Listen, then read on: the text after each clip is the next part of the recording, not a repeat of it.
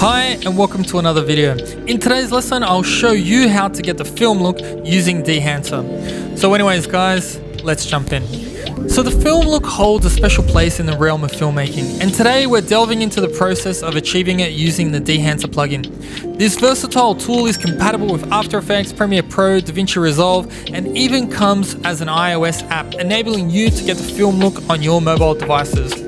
So allow me to provide you with a brief overview of the capabilities of this software, and to demonstrate, I'll be showing you some examples shot with my Mavic 3 using D-Log. So now remember, what you're about to see is just a glimpse. If you want to follow along with me, my advice would be to download the free trial from the Dehancer website and experiment with some of the settings yourself, because seeing this app in person really makes a huge difference. So anyways guys, let's jump into our first example. So here we are in Premiere Pro, and all I've done is I've just imported my clip to the timeline. Now this clip was a clip from one of the beaches here in Lennox Head in New South Wales, and it's just showing a few surfers and things like that, and it looks pretty cool, but we're going to make it look even better. So the first thing that we need to do is we need to go to our effects panel, and we need to find the Dehancer Pro plugin, and we're just going to drag it to our clip over there. Now the first thing that we need to do, and the first thing that I want to show you how to do, is if we open up the Dehancer plugin over here and we look at our source. So you may be familiar with adding a conversion LUT to your footage, but now you know what, you can actually do that inside of Dehancer. So if you just go to your source, and then if you go to choose camera, now what you can do is you can actually select the camera that you're working with. And like I mentioned before, I was using a DJI Mavic 3 shot in D-Log, so that's the camera that I'm going to pick. Now you can see what happens to the clip already. I think it's a bit too much, so what we're going to do is we're going to dial back down some of the effects. So the first thing that I'm going to do is I'm going to go and open up my film settings, and in here you can see you have all the profiles here. So I'm currently using the Kodak Vision 3 250D, and I think that's just a little bit too much. So what I'm going to do is I'm going to go to the Kodak Vision 3 500T, and I think that gives a nicer look. So for each of the examples that you saw in the opening video, I've used various different looks from Dehancer, and you can actually see what they look like. Some are for specific parts of your film that you want in a certain style, so please explore this and have a go at finding out which ones that you like. There are some other options that I want to show you in here, and the other option is going to be bloom. So bloom is pretty cool because bloom adds kind of like a misty glow to your clip.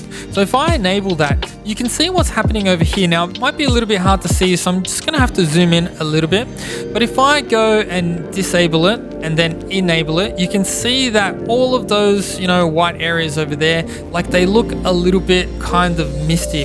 And to be honest, I think that's enough for this clip. So just with a matter of clicks, I was able to take this clip from a boring log footage shot to something that looks, or that has the film look. So now let me show you another example. So here we have another example. Again, this is shot in log. Now this was shot on my Mavic 2, so this was shot a while ago. So I'm going to repeat the same steps again. The first thing I'm going to do is go to my import, change to my camera, and make sure that I click the right camera. So in this case, this would be my DJI Mavic 2 Pro D-Log. And then what I'm going to do is I'm going to change a few settings as well. So for the film profile, what I'm going to do is I'm going to change to the Fuji Color Superior 200. So all you have to do is just go in there and change the settings to how you like, and you know what, that already gives it the filmic look. If you left it like that, that already has the look, so that's pretty cool. But I am going to change a few other settings as well. The first setting I do want to show you is something that's in Film Developer, and if you click on Enable, and then if you go to your color boost, now you can actually increase the color in there. Now I wouldn't recommend going and dialing it up all the way to 100, but definitely if you want to add a bit more color boost in there, I think something around 60 65 would be pretty cool. And I think that shot looks amazing as it is, but I'm also going to add another effect to it. So I want to show you how to use the gate weave effect over here. And basically what the gate weave effect does is, if I enable it, And let's just bump the rotation up to 100 so I can show you what's actually going on.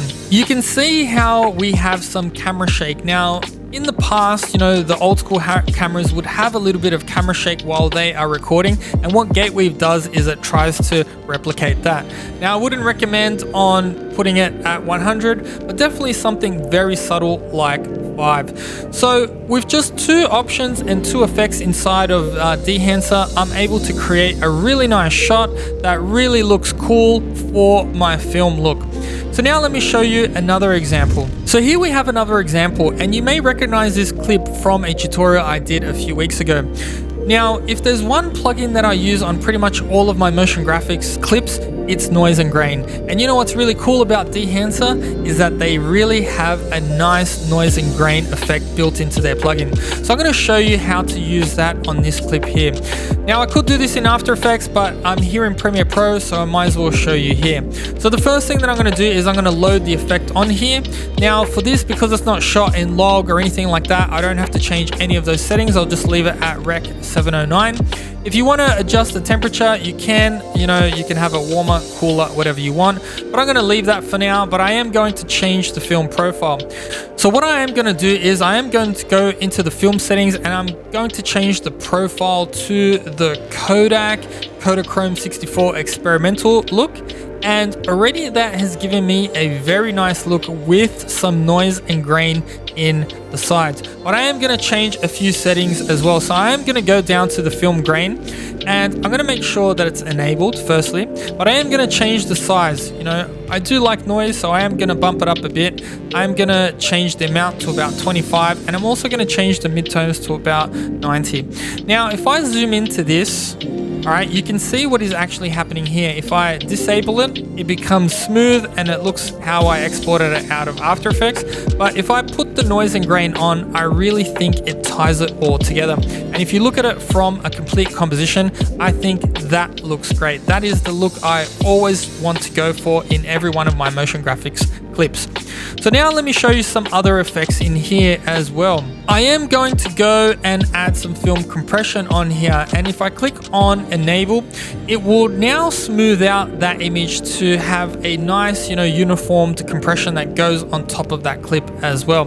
Now, I've already spoken about bloom before, but bloom is an excellent way to add a little bit of glow, but I haven't spoken about halation, and halation also is pretty cool because it kind of adds to that glow. There's like a reddish kind of glow that works in those high contrast areas as well.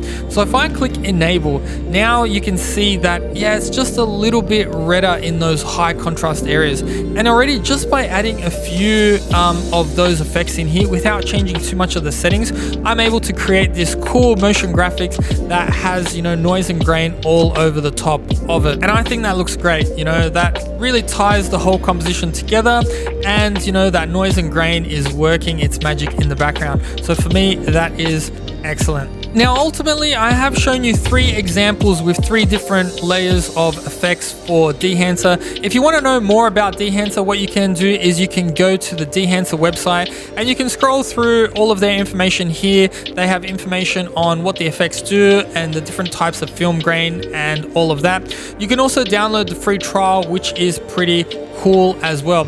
And they also do have an iPhone app. So if you have an iOS device, I strongly recommend that you get that and try that out and see if you can get the same results on your mobile device. Now, I do have a special offer for all viewers of the channel.